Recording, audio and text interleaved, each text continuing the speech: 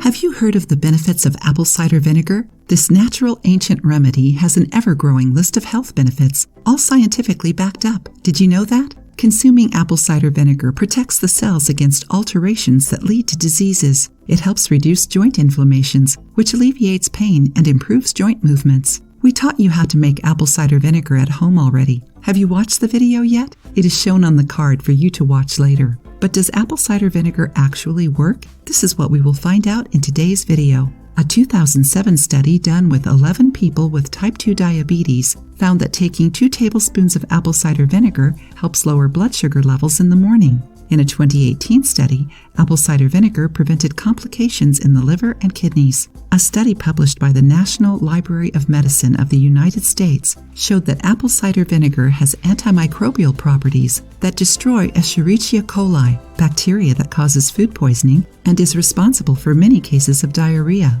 A study done with healthy women noted that those who ingested apple cider vinegar in the morning had a lower calorie intake during the day. Isn't it curious? A 5th study showed that consuming apple cider vinegar can reduce fat and sugar production in the liver. Scientists say that ACV helps with weight loss, fat burn, and reduction of calorie intake.